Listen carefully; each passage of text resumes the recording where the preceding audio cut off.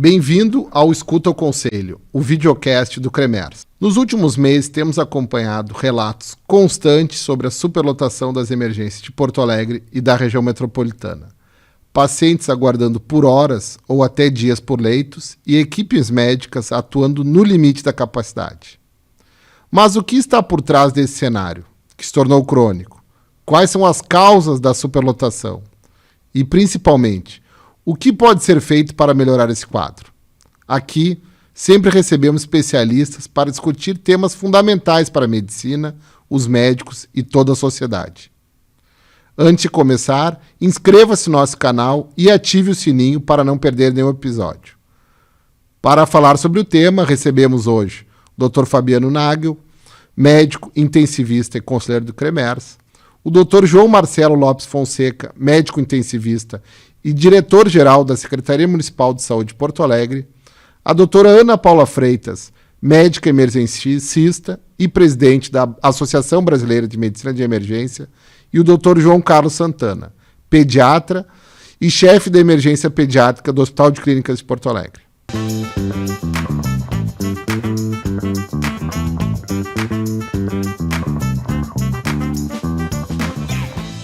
Olá, então vamos mais um Escuta o Conselho. Então é um prazer e um privilégio que eu recebo tão ilustres convidados, pessoas que estão na linha de frente. Eu acho que não é, Fabiano, que dá legitimidade para esse nosso grupo de conselheiros é estarmos na linha de frente. E nada melhor do que nesse Escuta o Conselho trazer médicos que estão na linha de frente, que sabem o que está acontecendo na saúde pública, na superlotação das emergências. Então já começo, doutora Ana Paula Freitas, peço para te apresentar, porque isso vai ficar no canal do YouTube do Conselho. Já te passo já direto a palavra. Obrigada, Eduardo. É um prazer estar aqui com tão ilustres colegas de linha de frente. Eu sou Ana Paula Freitas, então eu sou médica emergencista e estou de presidente da Associação Brasileira de Medicina de Emergência Regional Rio Grande do Sul, nesse momento, e coordeno a residência de Medicina de Emergência do HPS, faço parte da Câmara Técnica do Conselho Regional. Então, prazer estar aqui para a gente discutir questões tão importantes para a medicina de emergência do nosso estado. Muito obrigado, doutora Ana Paula. Estamos também com o Dr. João Carlos Santana, famoso Joca, também um colega extremamente conhecido, tanto professor da URGS quanto lá da Unicinos.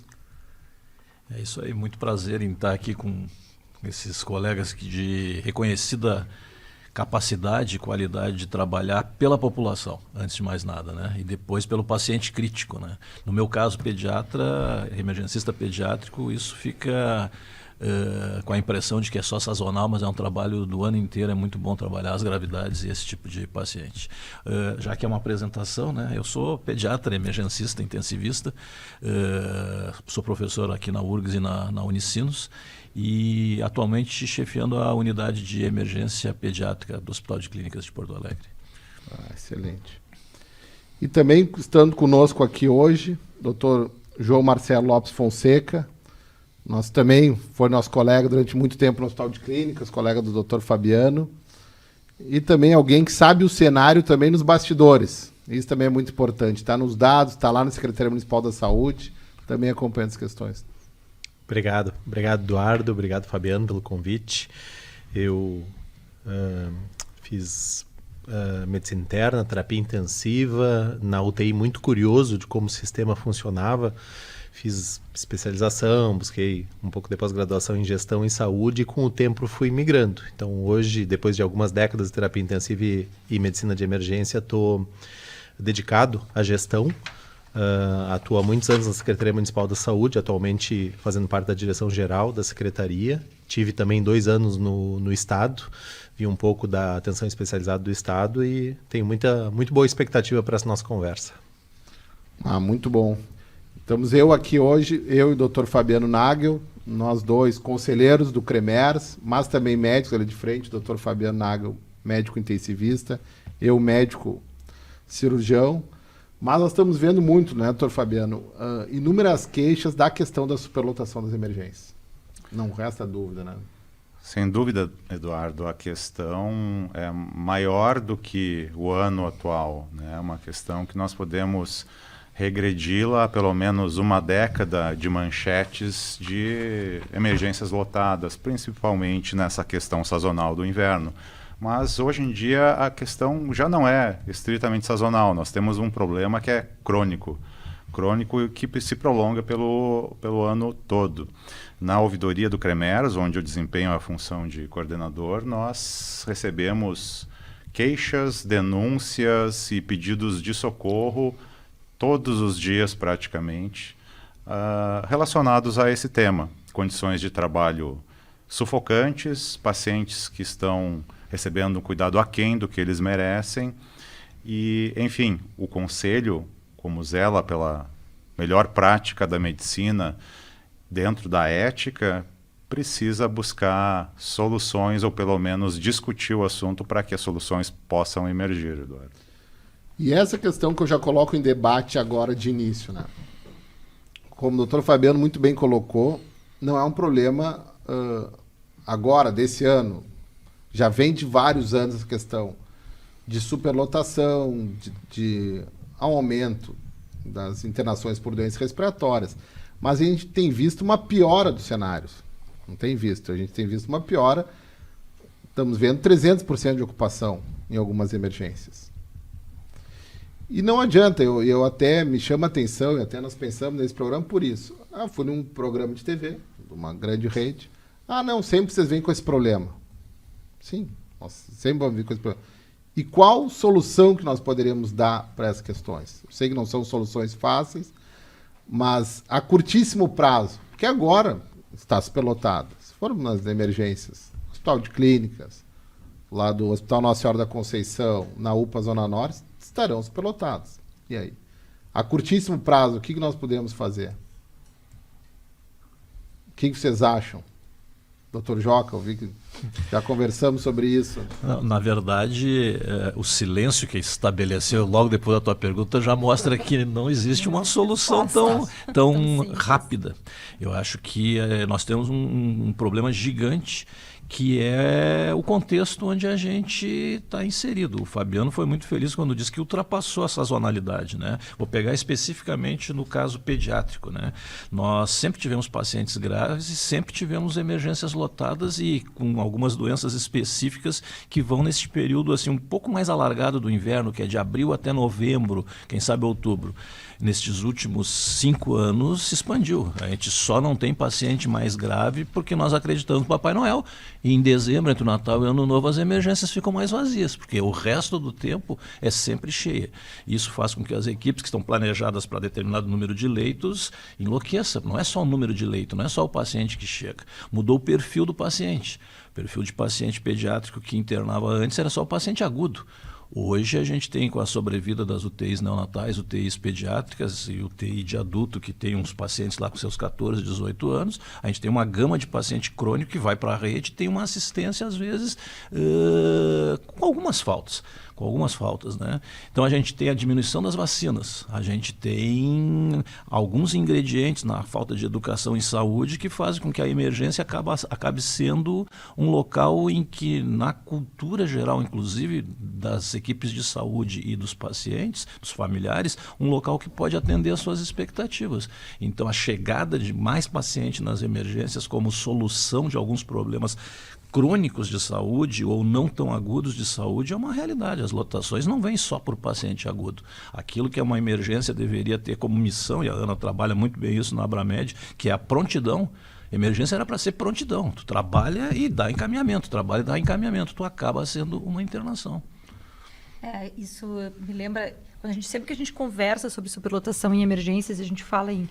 Isso é uma conversa que, inclusive, a gente estava lembrando, eu já tive com um colega nosso que também trabalha lá na secretaria sobre o que significa uma superlotação em relação a leitos de emergência, né? Então, seguindo o que o Joca está falando, a emergência se perdeu já há muito tempo no nosso meio, por N razões, no sentido de ser quem resolve o problema agudo do paciente e dá encaminhamento, justamente por não ter esse escoamento do paciente. E a gente tem alguns vícios já que vêm de muitos anos, se falar em número de leitos, capacidade de leitos. A gente não tem paciente só que está internado na emergência ou que está precisando estar deitado na emergência. A gente tem muito, e acho que muitas vezes eles acabam contando com metade para a maioria dos pacientes que vêm como pronto atendimento, que estão sentados aguardando um encaminhamento. Mas são pacientes que às vezes não têm condições de ir para casa, que precisam sim de algum serviço mais especializado ou às vezes de um leito hospitalar e que não tem. A pergunta que tu fizeste é uma pergunta que é difícil de responder, porque a vontade que nós temos é de categorizar as nossas respostas em curtíssimo prazo, temos isso para fazer, médio prazo, né? O curto prazo, médio prazo, longo prazo. E às vezes essas respostas são mais complexas e exigem esforços que não dependem só de uma ou de outra ponta para se concretizar, então, a solução, né? Se é que existe alguma solução mágica ou realmente simples para os nossos complexos problemas, né? Então, a gente tem que lembrar que a emergência ela é o espelho do que temos em saúde na nossa população. Os problemas não são da emergência. Ela mostra os problemas que nós temos, que muitas vezes são crônicos, que vêm de anos atrás, de decisões tomadas numa época diferente, de leis criadas em épocas diferentes, com tecnologias diferentes, com população, com doenças diferentes, com demandas diferentes. A gente tem uma população que está mais envelhecida, com doenças crônicas que estão demandando cada vez mais tratamentos especializados, com doenças diferentes, né? Então, a emergência, ela representa o que está faltando, talvez, na unidade básica, mas também o que está faltando em serviço especializado. Ela é o meio, ela é onde tudo se concentra, o que vem cronicamente, talvez mal manejado, com algumas deficiências da rede, mas também aquilo que demanda alguma coisa especializada e que está sobrecarregado. Então, falta de leitos hospitalares e falta de atendimento, eventualmente, ambulatorial para os nossos pacientes. Então, nós não vamos conseguir uma resposta simples. Dá para categorizar em curtíssimo, curto, médio, longo para trabalho? Acho que dá, mas dentro do que a gente está tentando conversar aqui, em sentido de levantamento de possíveis causas para, eventualmente, alencar possibilidades de resposta, principalmente quando a gente pensa em conselho até, eu acho que talvez fique um pouco mais complexo. Bem. Agora, talvez, não vai ser o alvo aqui da nossa mesa, né? Até porque foi convidado, mas, doutor... além disso, daí eu até já extrapolaria a pergunta para ti, meu Marcelo. Qual é o cenário atual das emergências aqui? E Porto Alegre, sem dúvida alguma, eu acho que a leitura que a Ana fez das emergências é a leitura que a gente faz em Porto Alegre. Porto Alegre não é culpado nem responsável, é muito mais os sintomas do Rio Grande do Sul acabam dando em Porto Alegre. Perfeito, Eduardo. Eu vou me permitir, para chegar no teu ponto, fazer uma brevíssima digressão aí no que falou o Joca corretamente dessa mudança de cenário, e a Ana também claramente, assim como a emergência é o ponto, digamos assim, o marisco, né, entre o rochedo e o mar de um sistema de saúde que numa ponta e noutra tem esse ponto de impacto aí repetido. Eu acho, digo isso sem nenhum tipo de paixão, assim, que o SUS ele foi um desenho de sucesso muito ousado por um grupo de médicos ali da década de 70, do final dos anos 70, que propôs um sistema de saúde abrangente para um país com o nível de desenvolvimento que o Brasil tinha. E acho que houve sucesso nesse desenho. E a gente tem isso tangível por indicadores muito claros, mudança de expectativa de vida, mortalidade, causas reversíveis, assim, uma mudança epidemiológica, inclusive da pirâmide etária brasileira decorrente dessas alterações desse desenho. Ao mesmo tempo, esse desenho foi a causa, ou está sendo, na nossa geração, a causa do seu fracasso.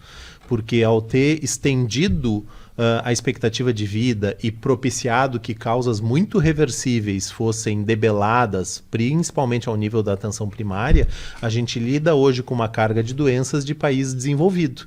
Então, aquela história da saúde ser um bem de consumo infinito. Se eu fiz uma tratamento adequado da minha hipertensão e da minha dislipidemia e do meu diabetes ao nível da atenção primária, com o passar dos anos eu vou poder evoluir para ser um renal crônico, ter um diagnóstico de câncer, e vou tratar isso adequadamente. Um pouco mais adiante eu vou ter uma cardiopatia isquêmica ou uma patologia como um Alzheimer, e vou ter uma dependência do sistema de saúde. Então a própria vitória vai construindo o seu desafio que segue.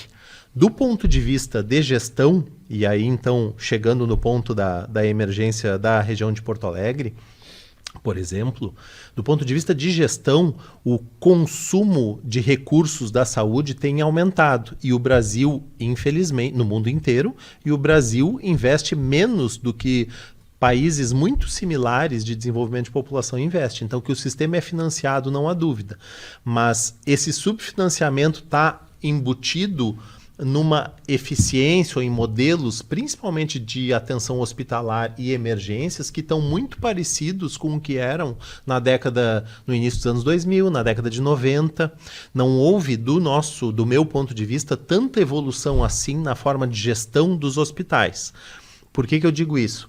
Se a emergência de Porto Alegre, com a sua alta complexidade embutida, está sobrecarregada, a gente tem que olhar junto isso, primeiro, com a conurbação que é a região metropolitana, são 4 milhões de habitantes, com praticamente nenhuma fronteira os dividindo, e livre trânsito dessas pessoas. Então, uma cidade como Porto Alegre tem que ser vista dentro do sistema urbano que ela está embutido, das cidades da região metropolitana. Isso é uma coisa absoluta. A outra coisa, vendo para dentro do hospital, é que o médico, pediatra, adulto, qualquer um deles que está na emergência, ele precisa... Não é aquele paciente walk-in, aquele paciente que chega caminhando, faz um atendimento e vai para casa, que é o que onera a carga de trabalho do serviço. É aquele que tem que ficar internado, requer uma investigação, requer outros especialistas, e muitas vezes ele tem que ter acesso a leito ou procedimentos. Se o hospital não está dando condições desse paciente girar e embarcar no hospital, a emergência é o local onde vai se ficar sobrecarregado. E aí a pergunta que eu deixo assim para a mesa e para ouvir a opinião dos colegas é: será que dentro dos hospitais, nesse sistema organizativo, a gente está conseguindo minimizar todos os tempos de espera, solicitação de exames e espera para o laudo daquele exame, espera para a conduta que o especialista vai dar a partir do laudo do exame? Será que isso tudo está otimizado para a gente dar o maior giro possível? Ou, resumindo numa frase, assim, um exemplo que eu gosto muito, assim, eu tenho uma goteira que são os pacientes chegando na porta de emergência. Eu resolvo essa goteira aumentando o tamanho do balde, ampliando leitos, ampliando o tamanho da emergência, ou eu tenho que ter uma vazão que se equipare ao ingresso novo dessa entrada? Excelente analogia essa da goteira. E aproveitando essa analogia, eu vou tentar trazer a discussão mais para o início de tudo, que é a atenção primária. Todos nós sabemos que existe um encadeamento de fatos e eventos que levam o paciente à emergência, tanto pediátrico quanto o adulto. E aí nós caímos na celeuma da atenção primária à saúde. Ora, se a atenção primária à saúde, esse é um raciocínio que é linear, fosse mais efetiva, teoricamente nós teríamos um aporte menor de pacientes à emergência. Por outro lado, se a resolutividade da atenção primária ela é baixa ou ela é maquiada através de solicitação de exames ou encaminhamentos muitas vezes imprecisos, para usar um termo eufemista, ou inadequados, sendo bem claro, nós teríamos que pensar em outras formas de mitigar a atenção primária para que, ora, a passos largos, a emergência não tenha que pagar esse preço logo ali adiante. Então, gostaria de perguntar para vocês, e opiniões individuais aqui são bem-vindas. A atenção primária poderia se beneficiar, por exemplo, de processos de não só deshospitalização, mas atendimento domiciliar de situações que, na maioria das vezes, seriam acompanhadas numa emergência com idas e vindas? Esse é um primeiro ponto, né? E o outro ponto que é muito importante, mesmo tendo atendimento primário à saúde, nós temos a questão da migração dos pacientes.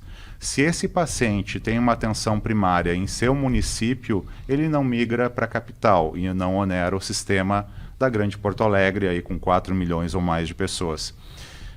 A contra-referência, ou melhor, o redirecionamento do paciente para a sua atenção primária nos seus municípios não deveria ser um elemento mais batalhado, porque nós sabemos da enorme dificuldade, o João Marcelo aqui, eu já vivemos intensamente a dificuldade do reencaminhamento de pacientes para suas cidades de origem, para que eles continuem seus tratamentos. Então, eu gostaria dos seus pensamentos a respeito, sempre começando pelas damas.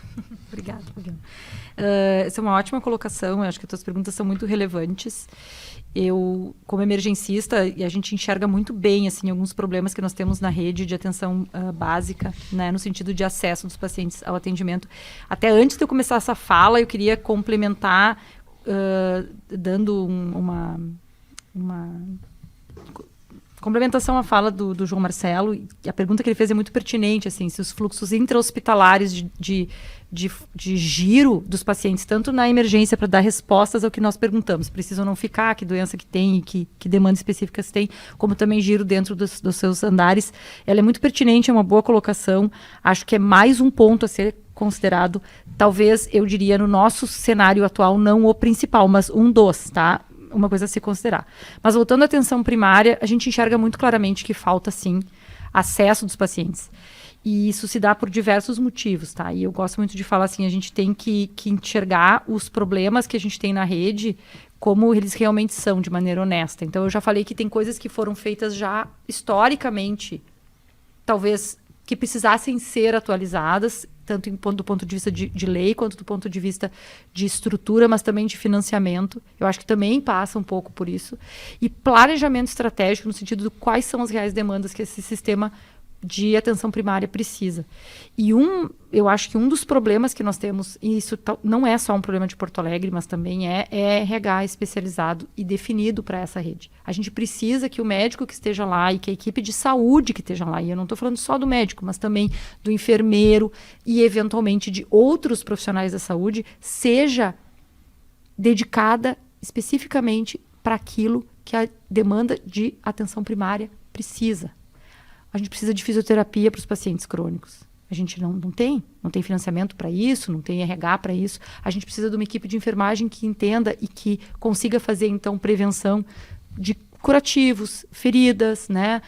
Fazer a triagem dos pacientes que, eventualmente, pode ser feito na sua própria casa, né? Que precisam de uma demanda médica. A gente precisa de médico de família, com formação ou treinamentos específicos para isso. Não adianta colocar um recém-formado, não adianta colocar alguém que vai ficar temporariamente lá e não vai fazer o seu link com a rede. A nossa estrutura é para ser assim. Da mesma maneira, quando a gente tem um paciente um pouco mais complicado que precisa de exames, ele precisa ter acesso a esses exames. Não adianta só fazer a solicitação e ele ficar 1 ano esperando um Doppler. A gente tem que ter financiamento e pactuação para fazer os exames na rede, para que esse paciente fique na rede e não agudize depois com complicações dentro da emergência e acabe demandando leitos de hospitalização. E aí, nesse sentido, onde ele vai ser hospitalizado? Porque ele veio de Canoas e ele está rodando em Canoas, naquele sistema que a gente sabe que hoje está com muitos problemas hospitalares, né? E acaba vindo a Porto Alegre, eu vou fazer o que com ele? Eu quero mandar ele de volta para Canoas, vou mandar para onde?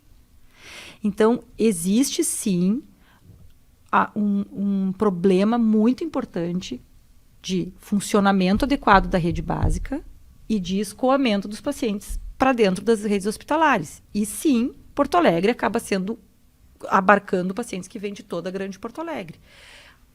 Politicamente, isso é um nó. Como que a gente consegue que a nossa Secretaria de Saúde encaminhe os pacientes que não são de Porto Alegre para a grande Porto Alegre num sistema de saúde estadual que não está otimizado, que tem muitos problemas, hospitalar e na rede de atenção básica. E olhando só para a nossa população de Porto Alegre, o que eu acho muito difícil de fazer, porque a nossa população não é só de Porto Alegre, tá? Mas vamos pensar que vamos pensar nessa Porto Alegre expandida, a gente também tem problemas que passam por pactuações que às vezes não são tão simples de serem feitas. Mas a tua pergunta em relação à rede básica, sim, temos muitos pacientes que poderiam estar resolvendo na rede de atenção primária e que temos dificuldades de que essas respostas ou resoluções aconteçam e eles acabam estourando sim na emergência. Isso é um dos nossos problemas e gargalos. Este é o Escuta o Conselho, o videocast do CREMERS. Aqui você acompanha os assuntos mais atuais da medicina que têm impacto real na sua vida. E não esqueça de se inscrever no canal do Cremers, curtir, comentar e ativar as notificações para não perder os próximos episódios. Seguimos falando sobre soluções possíveis para a superlotação das emergências. Muito bem. Só lembrando uma questão até, né, doutor Fabiano, um parênteses assim. A questão ética da contra-referência obrigatória. Vocês lembram disso, né? Muito bem. Até foi bastante discutido isso. O que acontece? O paciente interna no hospital de clínicas, interna no Grupo Lar Conceição. Só que esse paciente vou pegar muitos Capões, de Chiapeta. Lá tem um hospital de pequeno porte que poderia tratar a erisipela do paciente. A gente pode dar alta de forma compulsória para esse paciente e mandar para aquele hospital?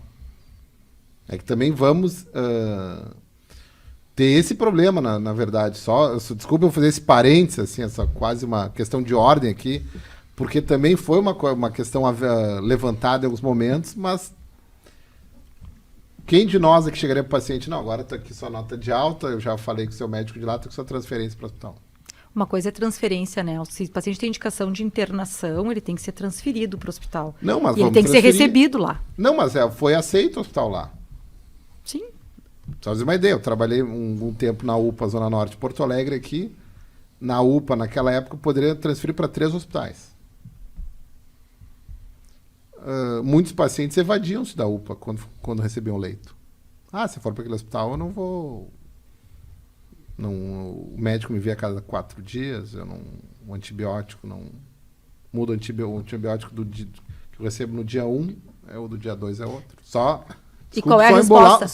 Não, mas é uma ótima pergunta. E aí? Do ponto de vista ético, estamos discutindo ainda, né, doutor Fabiano? Não chegamos não batemos o martelo sobre essa questão. Não existe uma resposta fácil para essa questão, que é um fulcro de uma das possibilidades de solução desses problemas, né, que é o reencaminhamento. Até eu vou preferir não utilizar o termo contra-referência, que parece muito instrumental. Reencaminhamento é mais simpático e também espelha a intenção, que é fazer o paciente voltar de onde ele veio, né, que é o mínimo esperável numa situação de atendimento na área da saúde. Só que nós visualizamos uma realidade muito distinta. Mas se a gente não fizer esse reencaminhamento, a gente não tem nenhuma condição de resolver o problema da nossa cidade, assim, dos nossos hospitais. Não tem como a gente resolver o problema de todo o estado. Por isso essa discussão é muito importante com a Secretaria Estadual. Porque a gente tem que dar condições aos pacientes de baixa e média complexidade serem tratados nos hospitais que têm condições ou deveriam ter condições de tratar baixa e média complexidade. E redes de atenção básica que deveriam ter condições. Essa responsabilidade, se a gente abarcar e personalizar no médico que está atendendo o paciente dentro da capital, daí não tem fim, entende? Que nem ir para o STF todas as nossas demandas jurídicas. A gente não termina nunca mais e não consegue resolver os problemas, sabe? Eu entendo a demanda, eu acho que é importantíssima essa discussão dentro do CRM, e até para a gente ter um respaldo em qualquer coisa que a gente vai fazer e um guia, mas eu acho que essa resposta passa por fazer essas pactuações no Estado, sabe? Não consigo enxergar como sendo diferente, porque senão a responsabilidade vai ficar toda com Porto Alegre, né? E com os centros terciários e quaternários. Aí não tem fim. Como pediatra, qual é a linha do horizonte do atendimento de saúde básica das crianças e como é possível vislumbrar isso no curto e no médio prazo, sem falar em longo prazo, que é difícil de imaginar. Vou pegar a mesma linha de vocês, porque o que muda é a faixa e a categorização do paciente, algumas doenças, mas o sistema ele é o mesmo, né? Eu achei muito brilhante a tua analogia da goteira. O ruim da gente estar trabalhando com gente inteligente é que... O ruim é que a gente tem respostas muitas, né? O que o João Marcelo traz, por exemplo, quando fala da goteira, é tentar fazer o contraponto da gente que está dizendo que existe a complexidade de um sistema de saúde que está pletórico, que tem suas controvérsias e que daí sobra paciente, eles acabam vindo para a emergência. O João Marcelo, que entende esse lado, coloca muito claramente. E quem que está lá na emergência consegue fazer algumas coisas, especialmente o hospital de grande complexidade, tu não pedir exame para todo mundo, dar alta mais precoce, garantir, ter um pouco mais de coragem de tomar algumas medidas, que não é lá da UTI. A UTI é um pouco diferente, mas a emergência, a gente tem tomada de decisão para tirar ou deixar o paciente na emergência. Quando é para mandar para a UTI, a gente não tem nenhuma dificuldade, né? A dificuldade é ter o leito. Então eu vou trazer um exemplo de caso de uma vaga zero. Você sabe que é uma vaga zero. A complicação que é o que mexe no sistema uma vaga zero. A quantidade de coisas envolvidas numa vaga zero. A gente recebeu uma vaga zero, paciente pediátrico vindo do interior, recém-nascido, fica todo mundo compadecido, interior próximo, e seria uma hérnia. Chegou o paciente e era uma hérnia umbilical. Ele já estava 3 dias na emergência de onde encaminharam. E aí antes de chegar, quando conversaram, enfim, com as chefias da emergência, nós temos, se algum pediatra ou algum profissional, uma enfermeira tivesse visto, esse paciente não precisa um encaminhamento. Então, assim, ele não foi visto por alguém que tivesse a qualidade mínima instalada. Pode ter sido um médico recém-formado, pode ter sido um residente, pode ter sido um estagiário, mas com certeza não foi alguém que ouviu em algum momento que era... E não são poucos, eu estou dando o exemplo de um caso que mexeu com ambulância, transferência, chama a emergência, é madrugada, já está 3 dias na emergência e é um recém-nascido. Ou seja, ele vai ficar exposto a uma série de coisas. Ele chega, obviamente, João Marcelo, ele chega e a gente mandou embora em seguida. Porque ele não tem que ocupar. Fizemos a orientação, a gente ficou um tempo com o paciente. Esse é um caso que se resolve pela não gravidade, né? Então, assim, só o conta-gotas ou a goteira que tu tinha falado, o nosso problema, eu acho que as goteiras nós já temos uma qualidade ótima nas emergências para conseguir romper. A gente tem equipe de alta, a gente tem trabalho multidisciplinar, a gente tem protocolo instalado, a gente tem aquela linha de pensamento rápido para tomar medidas. As unidades, vê como mudou a nomenclatura na emergência. Antes era só sala de observação, agora é unidade de decisão rápida. CIB, né? Sala de internação, que está errado, porque não poderia ter internação, então por concepção está errado, né? Então a gente modificou muito, né? Tem um NIR um pouco mais atuante, só que não é uma goteira. É quase um temporal que a gente tem de pacientes, né? Então, por isso que a gente não consegue dar a vazão adequada, né? Enquanto, se a gente tivesse o progresso institucionalizado que a gente tem de aprendizado, de saber o que fazer, de contar com UTI, de contar com a internação, aí a gente paga um preço até por ser bom. E vocês conhecem um hospital de grande complexidade que eu estou me referindo, mas seria o Conceição, seria o Clínicas. Quando tu é muito bom, tu tem muitos exames, muitos recursos e equipes instaladas, tu acaba, assim, pedindo mais exames. O sistema se reequilibra, né? É que nem tu disse, a gente pagou um preço por ter um SUS organizado e depois a gente se mata. Então a gente começa a pedir exame. Uma criança que chega com infecção urinária na emergência, é obrigação da gente, se ela tem menos de 1 ano, só para a gente poder falar na mesma prateleira, de fazer um ultrassom nela para saber que malformação renal ela pode ter. Na grande maioria das vezes não tem. Mas se tu der alta logo depois do tratamento, 2 dias, 1 dia dentro da emergência e vai para casa, essa ultrassonografia, essa ecografia que ela vai fazer pode levar meses até fazer. A família não consegue esse atendimento, então fica muito complicado. Então o que a gente faz? A gente acaba pedindo ultrassom, deixa mais um dia o paciente, porque não vai custar nada para ninguém. O custar nada que eu digo é só uma figura de linguagem, custa para todo mundo, mas sabe para quem é que custa mesmo? Esse paciente da hérnia que veio, ou esse paciente da infecção urinária que a gente deixou mais um dia, vai custar para aquele paciente que precisa mesmo. Porque daí o sujeito lá na Restinga pede a vaga para uma bronquiolite que está quase indo para a ventilação e que a gente na emergência conseguiria evitar que ele fosse para a ventilação, e tu diz, eu não posso porque eu já estou com 150% da capacidade instalada. E aí, porque eu estou com um sistema anômalo mexido, tu não consegue dar vaga para um paciente que realmente está precisando de uma emergência, que é a nossa missão. Então eu tenho medo de algumas discussões quando elas vão, eu acho que nós somos muito bons mesmo, né? Em discussão, em qualidade, a gente progrediu muito, o SUS qualificou muito. É que eu fico com medo que a população como um todo, não nós, os médicos, ou a enfermagem, o Abramed, o sindicato, a Secretaria da Saúde, que a gente use uma palavra que vá ferir a população, dá a impressão que a população é culpada por ir na emergência, onde ela vai procurando seu recurso. Aquela mãe vai na madrugada com seu filho E num local que está superlotado, onde já se viu isso, ela está fazendo o melhor, ela não pode ser culpada. Então, assim, não existe um culpado. A gente tenta fazer o melhor possível, e depois eu sei que tu é craque nessas coisas de burnout, nas equipes e tal, né? Então, assim, eu acho que a solução passa por uma repactuação com o local que encaminha onde o paciente mora. Acho que 50% dos nossos pacientes pediátricos vêm do interior. 50% são de Porto Alegre, 20% da grande Porto Alegre, mas tem 30% que vem do interior mais distante. Esse paciente, ao receber a sua estabilização, ele deveria ter quase uma coisa automática de voltar para o local dele, né? Claro que vem as demandas espontâneas, mas eu acho isso bem complicado. Assim. Eu acho que fica, num programa como esse nosso aqui, de dizer que a gente tem certeza que o culpado não é a população, eu acho que deixa... Se há uma coisa que a gente tem certeza, isso eu tenho certeza. Eu falo assim, talvez seja a única certeza que a gente tem. Eu, Eduardo, o médico Eduardo, o CPF Eduardo, mando pacientes eventualmente para emergência do clínicas onde eu trabalho, porque eu sei que lá vai ser resolvido. Que o ideal seria mandar aquele paciente com hernia inguinal com baixa complicação para a rede e a rede encaminhar aquela coletíase. Mas aí não, quem sabe vai num domingo lá que tá mais tranquilo, porque vai ter resolvido. Porque eu não quero que esse paciente se torne a pancreatite ou colicistite. Exatamente. Eu tô errado por fazer isso, João? Não. Não tô errado. Porque eu sei do outro dado também, 50% do valor da alta complexidade. Não, o pessoal briga comigo. O NIR, volta e meia, me liga. Me ofendendo, desculpa a expressão, me ofendendo. Que barbaridade, como é que fez isso?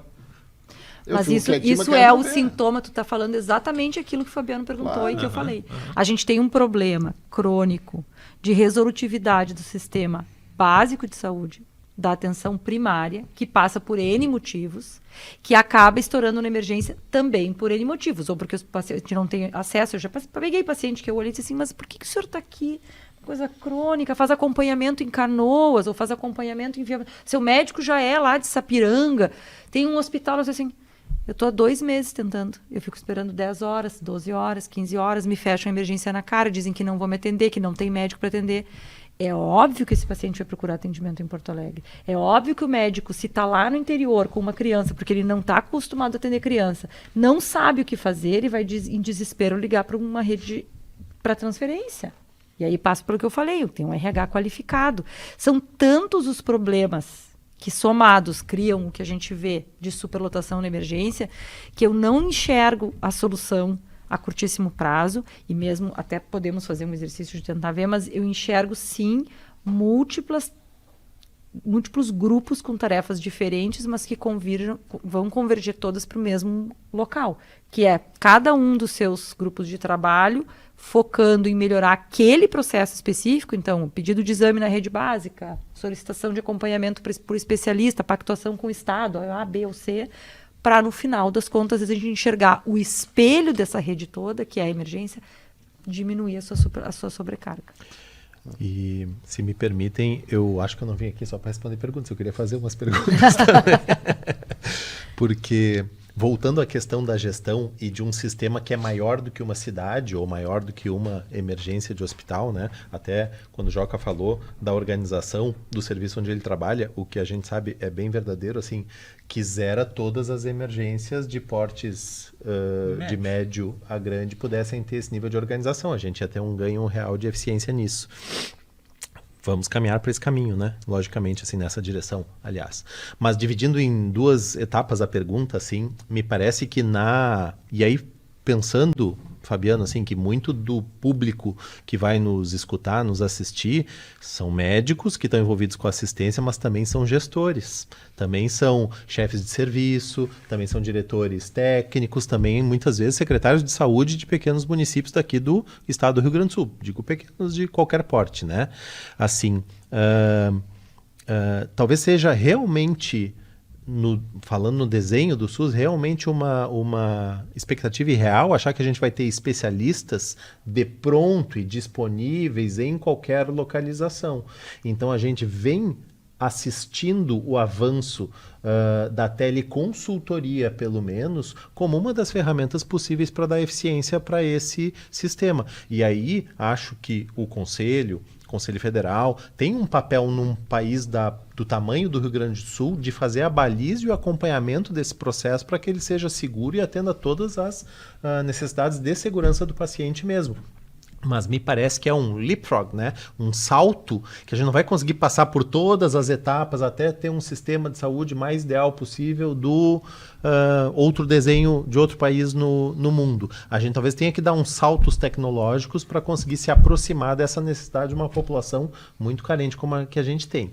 Isso do ponto de vista, de novo, macro. E falando nessa questão assim do paciente que vem, do retorno e para onde ele vai... uma coisa que hoje nos parece que a gente tem todo o arcabouço necessário para constituir, por exemplo, no estado do Rio Grande do Sul, é a tão propalada, presente até na lei orgânica ali do SUS, que é a Câmara de Compensação. Né? É verdade que os procedimentos no SUS são subfinanciados, é verdade que boa parte da média e da alta complexidade, todos os níveis, tem muitas vezes uma remuneração real para o profissional, para o hospital, aquém do razoável, deixa resto negativo na produção mais eficiente do hospital. E isso é uma coisa muito perversa, porque o hospital ele precisa sobreviver, e se cada vez que ele aumenta a produção ele tem um resultado negativo, ele está cavando literalmente a própria cova. Isso posto, ajustar o subfinanciamento é essencial, mas além disso, mecanismos de câmara de compensação, onde um município ou uma região, ao sair da referência adequada, mande para outro, possa ter o paciente acompanhado do financiamento, isso é muito salutar. E aí que eu volto à questão do médico gestor, né? Esse médico que está na Secretaria de Saúde de qualquer município do interior do Rio Grande do Sul precisa ver a câmara de compensação como uma das soluções plausíveis para ele dizer, olha, eu não tenho condição de atender isso aqui, mas eu aceito que o meu paciente, o meu munícipe, vá para o outro município, receba seu atendimento lá, mas eu participe do financiamento desse fluxo do paciente. Isso me parece uma coisa salutar, a gente tem tecnologia para construir isso, não tem a Câmara de Compensação instituída hoje no Rio Grande do Sul. Essa vai ser talvez um alento para os municípios quererem melhorar a sua atenção básica primária. Serem mais efetivos. Porque né? os convênios fazem isso, né? Os convênios, por exemplo, um convênio lá da Serra Gaúcha, ele cria dificuldades para o paciente se tratar em Porto Alegre. Que ele prefere que o paciente lá se trate com seus profissionais. Então esse seria talvez um caminho, porque é isso que a doutora Ana Paula Freitas... E nós temos visto que daí é uma coisa até maior, né? O trabalho do recém-formado hoje é o quê? Trabalhar numa emergência ou numa unidade básica de saúde.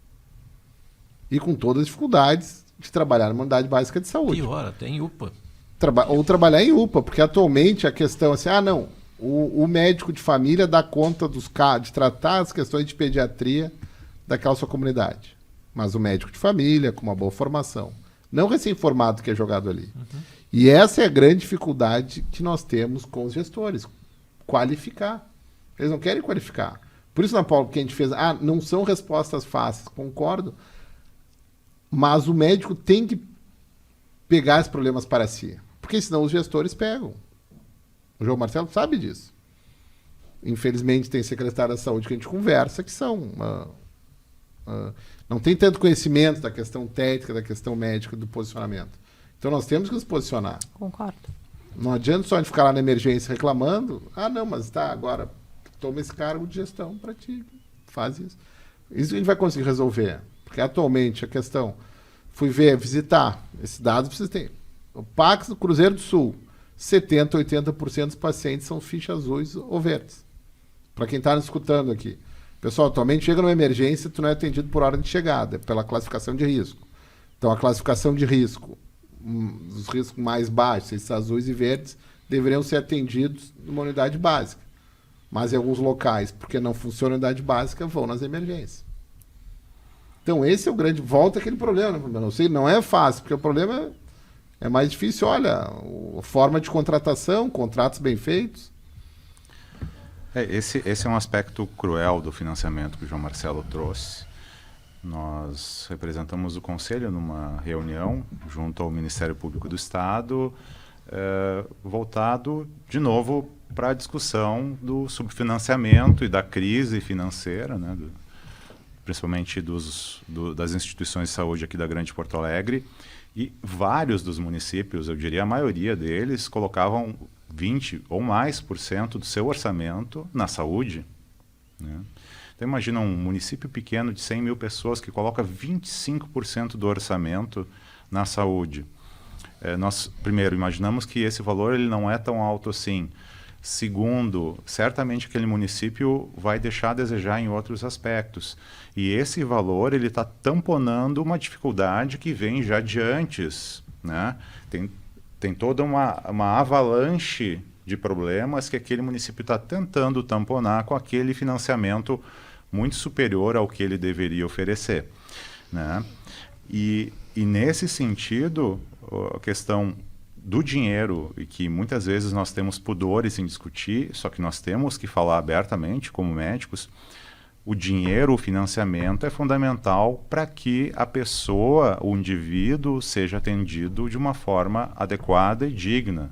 Os problemas da atenção primária, os problemas da cidade pequena, os problemas da emergência da Grande Porto Alegre, da emergência de Porto Alegre, eles têm muito a ver com a má distribuição ou mau gerenciamento dos recursos que existem, onde não tem o profissional lá no posto de saúde, fecha às 5 da tarde que não tem mais ninguém para atender. Isso é uma queixa recorrente na ouvidoria do CREMERS, dos pacientes. Eu fui ser atendido às 4 da tarde, estava fechado que não tinha médico lá, né? A outra questão, desqualificação do profissional. O egresso da faculdade sem nenhum treinamento específico tem uma resolutividade baixa. E um custo alto. E um custo alto. Um custo e aí alto. nós E uma temos visão inexperiente. E nós temos ainda o outro problema que a gente nem vai tocar aqui, que é da pejotização desses profissionais que não são nem lançados, são catapultados para qualquer lugar para atender de qualquer jeito. E mesmo tendo esse laço todo, eu quero pular para outra ponta da discussão. Nós sabemos, a gente não vai resolver numa tacada nem a atenção primária, nem o fluxo dos municípios. Mas nós podemos pensar no que fazer nos centros que resolvem mais, né? E aí eu gostaria de trazer um ponto para a discussão e ver quais ideias que os prezados podem ter. Aumento de recurso humano. Nós sabemos que todo inverno nós temos burnout, nós temos uma sobrecarga em todos os profissionais, não só médicos, médico, enfermeiro, fisioterapeuta, farmacêutico, técnico de enfermagem. Por quê? Porque duplica, triplica, quadruplica o número de pacientes a serem atendidos dentro da unidade de tempo, no seu turno de trabalho. Então, pensando em aumento do recurso humano, nós poderíamos mitigar uma série de questões. Por exemplo, a agilidade da triagem e atendimento inicial. Tem mais gente, a gente tria mais rápido e dá encaminhamento mais rápido. Portanto, nós vamos ter mais rotatividade e nós vamos ter mais vazão daquele paciente que está chegando e que vai chegar porque lá a APS não está atendendo e a goteira continua pingando. Com mais profissionais, com mais rotatividade, nós vamos poder ter uma qualidade melhor do atendimento. O profissional menos sobrecarregado erra menos. Nós temos vários exemplos aí presentes na mídia aí de problemas relacionados à segurança no atendimento. E com isso, com essa agilidade, nós temos otimização dos processos internos desses locais. Nós temos também possibilidade de, com mais folga, gerir melhor essas altas, porque vai ter alguém que vai conseguir parar e pensar no seu João, na criança que está ali, que pode voltar para onde está e vai poder pegar o telefone e ligar para lá, para a Secretaria de Saúde, ao passo de estar fazendo 5 coisas ao mesmo tempo. Ou essa pessoa nem está trabalhando porque não tem ninguém para fazer essa função. E, não menos importante, minimiza o burnout. Nós sabemos, e nós já tivemos aqui um episódio que tratou especificamente do burnout, os profissionais de saúde eles estão adoecendo, e adoecendo a passos largos, né? Nós temos estimativas aí que mais de a metade dos profissionais de saúde, médicos e não médicos, têm burnout, sofrem para ir trabalhar. Será que, já que existem muitos problemas, não seria uma vertente razoável pensar em reforçar, tornar robusto o recurso humano o tempo todo para que, enquanto não se consegue a reformulação física e redistribuição de médicos para as unidades de saúde, mais leitos de internação hospitalar, que nós sabemos que tem um gargalo. Por que não tem leito? Pela rotatividade, que não é ideal, mas também tem um limite físico. O prédio tem tantos andares e tantas camas de internação.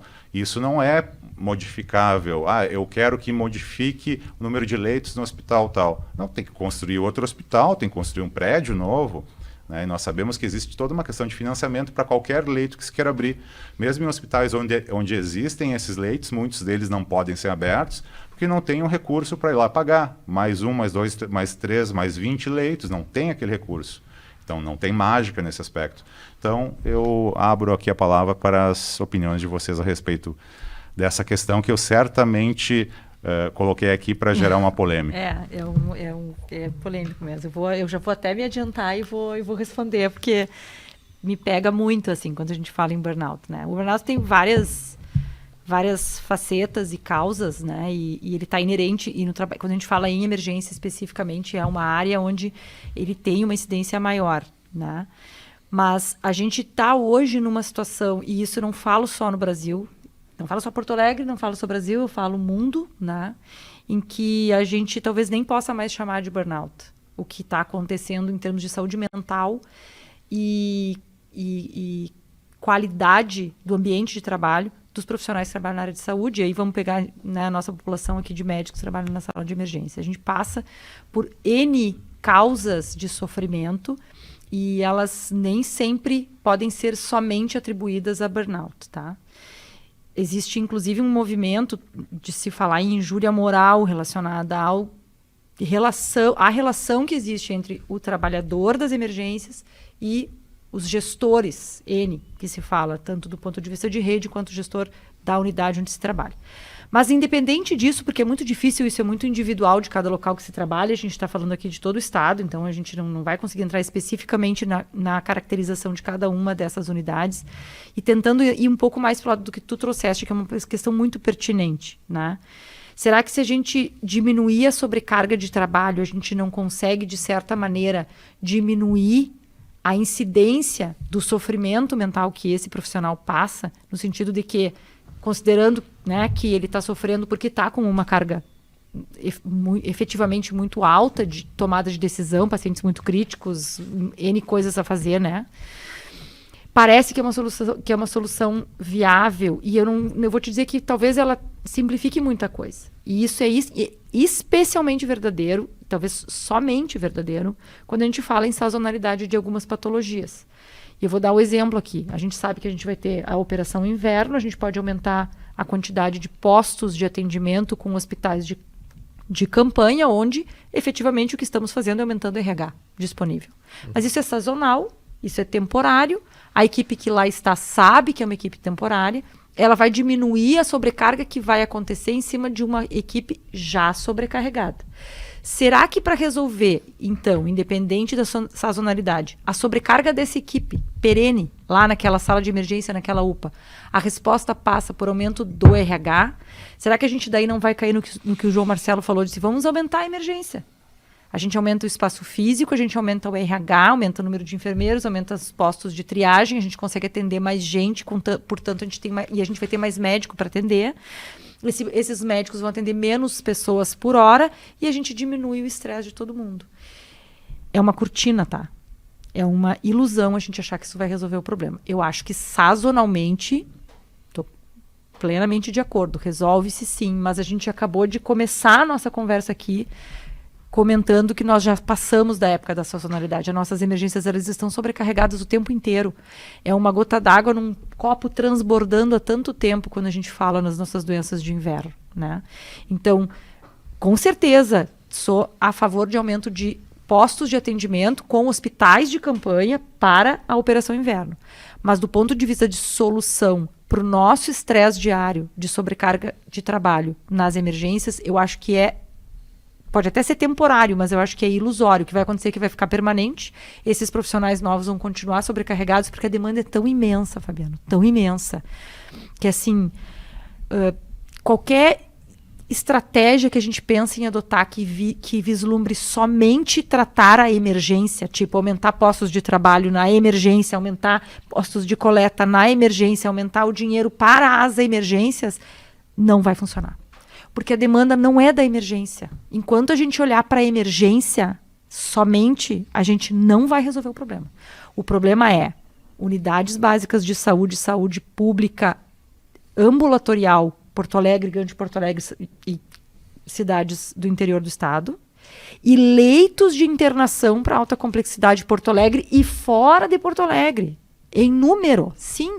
E isso que tu falaste é verdade. É exatamente isso, sim. A gente tem que batalhar por financiamento e liberação de verba para criar leito, sim. E aí sim, aumentar o RH lá dentro do leito hospitalar.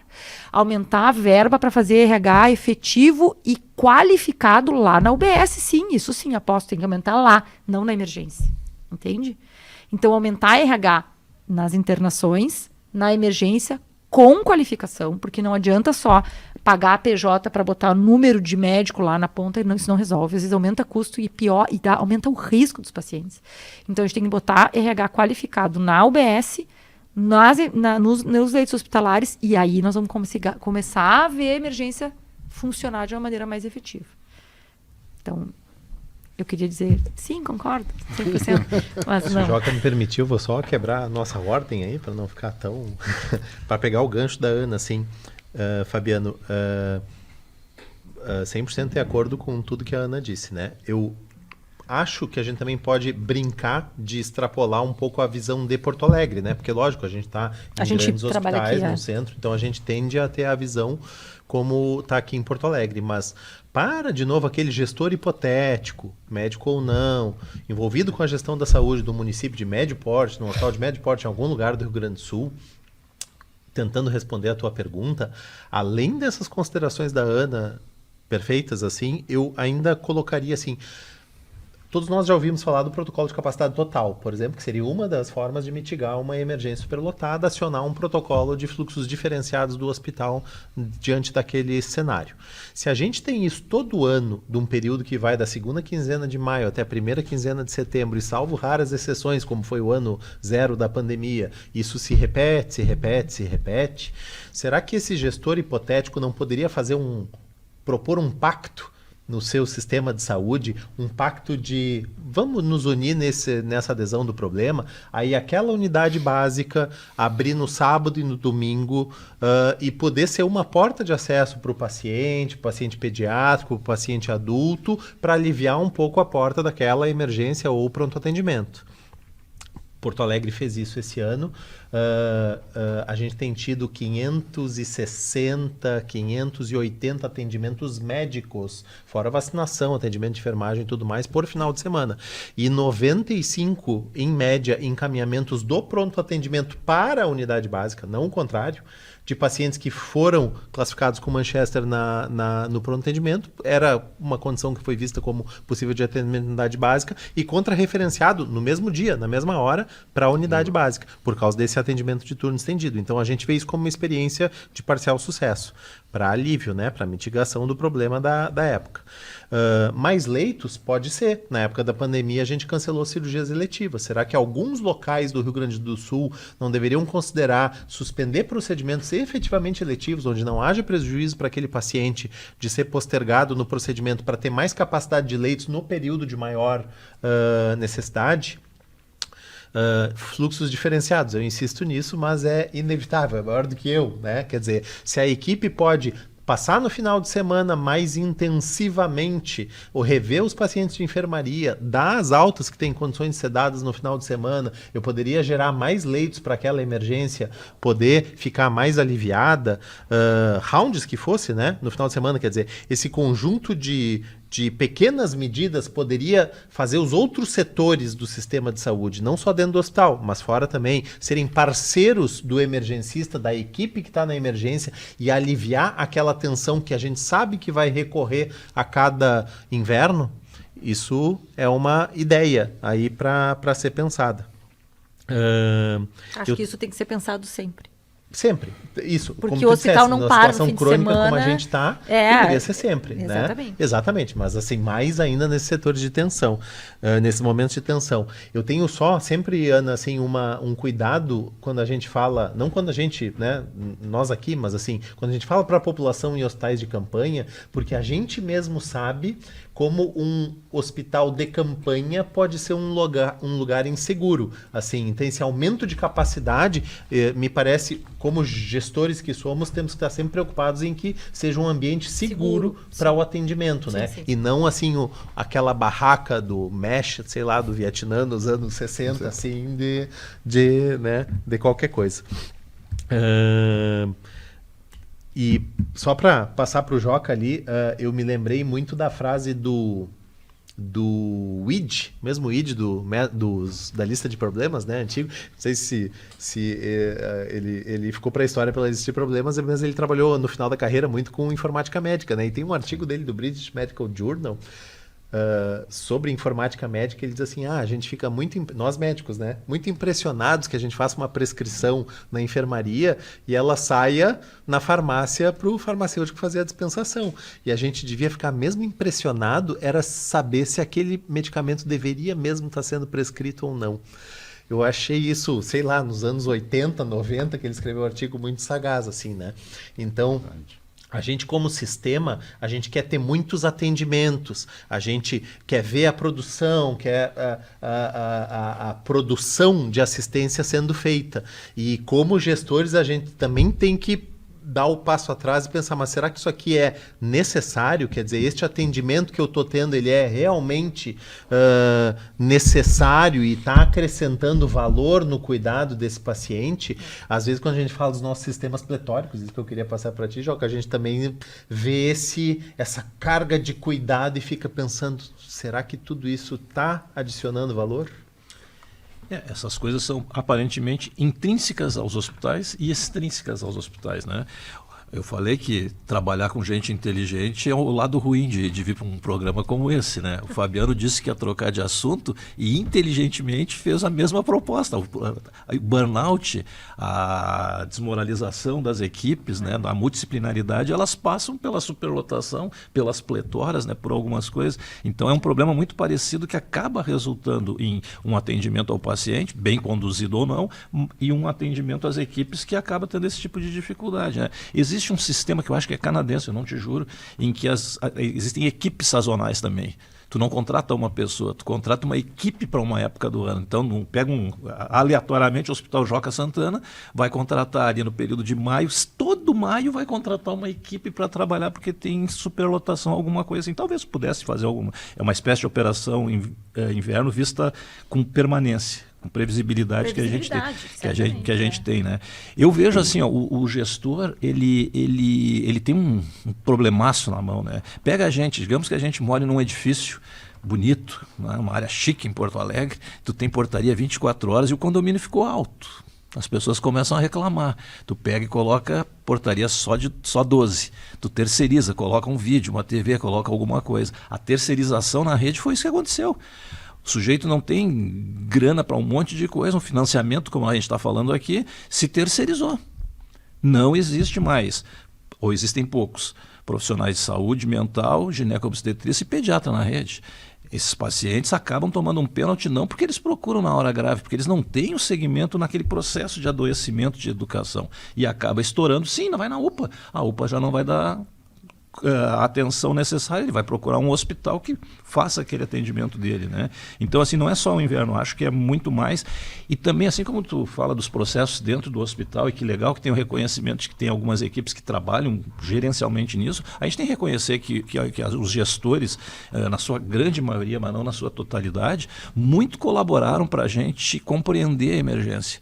O gerente, o jeito que foi organizado, a ideia é sensacional, né? Então, a coordenação que eles têm, eles que nos passam, por exemplo, eu de manhã, quando eu era chefia dos adultos, né, e agora pela pediatria, eu olho o dashboard todos os dias para saber como é que está a cidade. É a secretaria que conseguiu montar isso. A gente estava falando do Márcio, né? Pô, os caras são geniais, eles oferecem alguns recursos que te ajudam como gestor local e que te ajudam a atender melhor teu paciente. Então, eu acho que existe uma coisa bem casada nisso, né? Nós estamos falando de um problema que é financiamento, é não ter alguns profissionais na rede, é a superlotação, é o adoecimento mais rápido das pessoas, doenças que chegam que não precisariam chegar porque a rede teria que dar conta, né?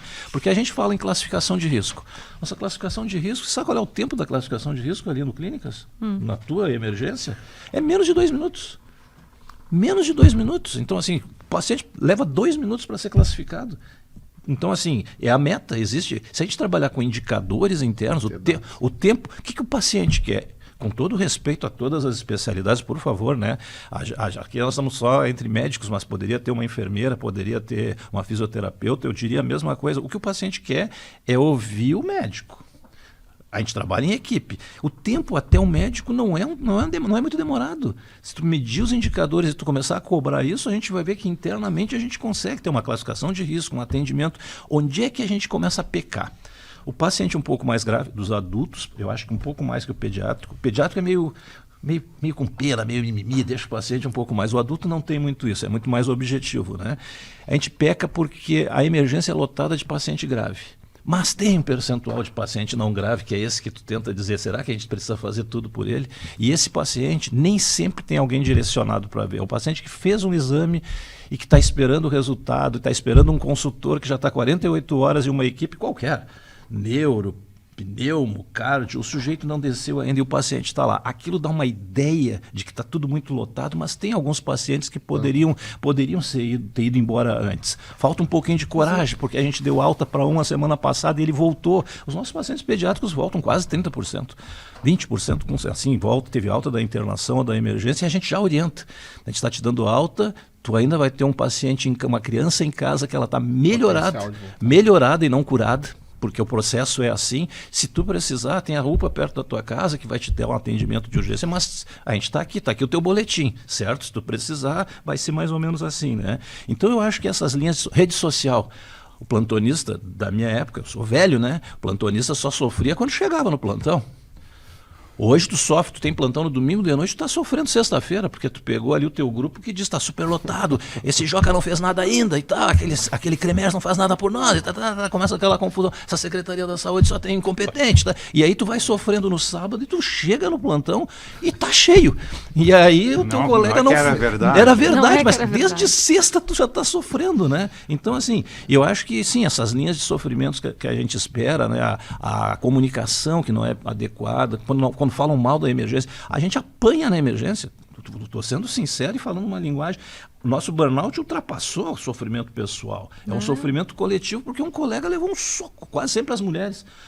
Posso dizer, um homem forte como tu, dificilmente, né? Mas assim, as mulheres apanham, as nossas funcionárias apanham na emergência classificadora. Tu dizer para um paciente que ele não vai ser atendido ali porque ele é verde, que aquela escabiose dele tem que ser atendida na rede, ele olha para ti. Então essa agressividade também é fruto de um momento no país, de um momento no mundo com suas dificuldades, mas quem é que leva? Justamente quem está ali como amigo, não como inimigo. Então eu acho que é importante a gente ver que, por isso que eu disse que é inteligente a tua colocação, assim, porque volta ao mesmo problema. Tudo isso tem uma linha, né, que a gente vai ter que repactuar, vai ter que ter um financiamento, não pode terceirizar, tem que ter concurso, o custo, o Estado vai ter que ser onerado para esse tipo de coisa, né? Então, eu acho que não tem outra saída.